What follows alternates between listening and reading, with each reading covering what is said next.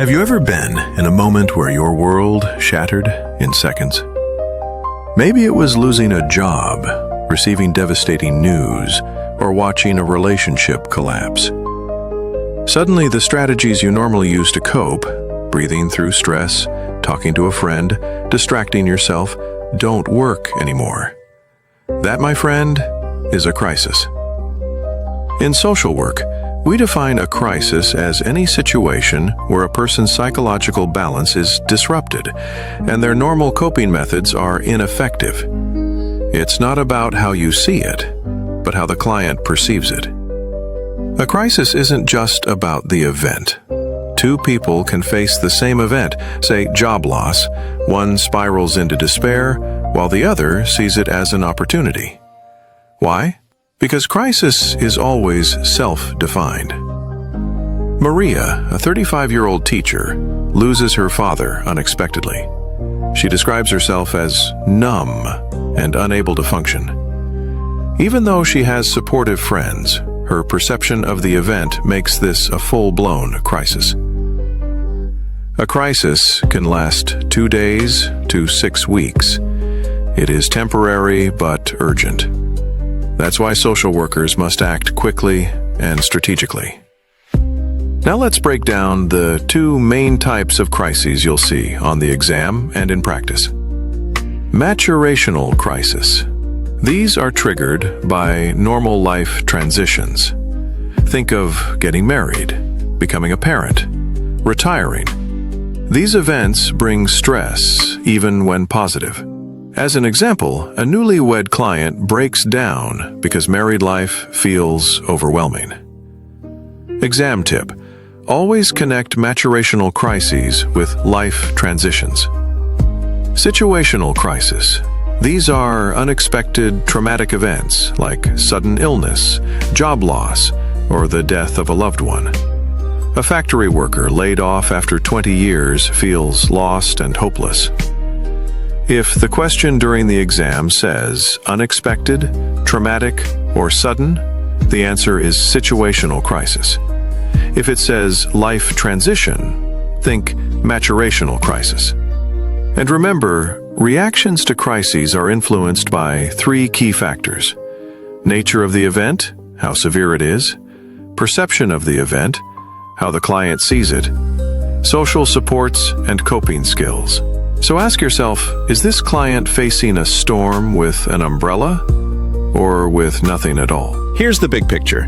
Crisis intervention is brief treatment designed to restore clients' pre-crisis level of functioning. Think of it like an emergency response. Just as a paramedic stabilizes a patient before long-term care, a social worker helps stabilize a client emotionally and psychologically, usually 1 to 6 sessions. The focus, the immediate problem, not the client's entire history. Example scenario. A young man calls a hotline after being evicted. He doesn't need a deep dive into childhood trauma right now. What he needs is a plan to get through tonight safely. If you see focus on history in a multiple choice question, it's a trap. Crisis intervention is about the present. So how do we do crisis intervention? Let's break down the process. Step 1. Listen. Establish rapport. Identify the precipitating event. Explore emotions. Example.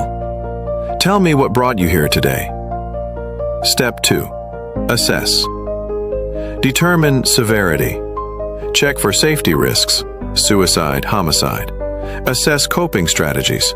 Evaluate perception of reality and supports. Always assess safety first.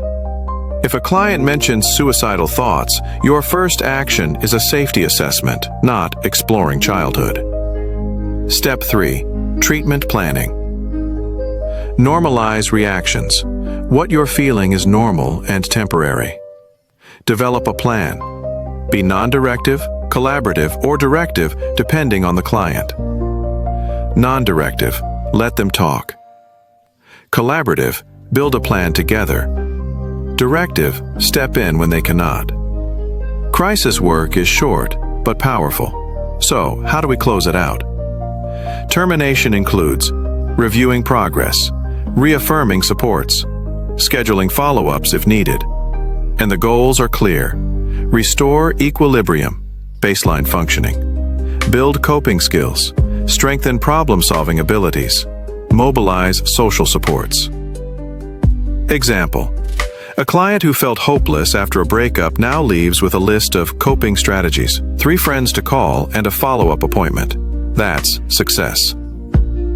Let's bring it all together with a quiz-style review. Quick check. A woman overwhelmed by retirement is experiencing what kind of crisis? Answer: maturational. What's your first priority when a client reveals suicidal thoughts? Answer: safety assessment. Crisis intervention usually lasts how many sessions? Answer: 1 to 6. True or false? Crisis intervention focuses on the client's history. Answer: false. It focuses on the present problem. Crisis intervention isn't just theory, it's life-saving practice. As a future social worker, you'll sit across from people in their darkest hours. Your ability to listen, assess, plan, and guide them back to equilibrium could be the difference between despair and hope. Remember, crisis equals perception. Focus equals immediate problem. Goal equals restore balance.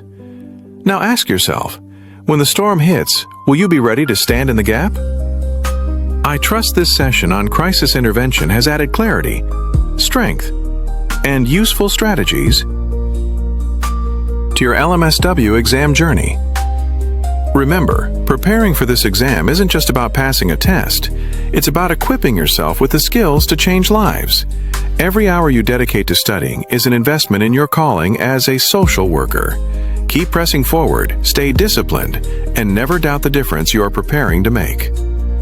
And of course, subscribe so you don't miss the next lesson designed to help you succeed with confidence and purpose.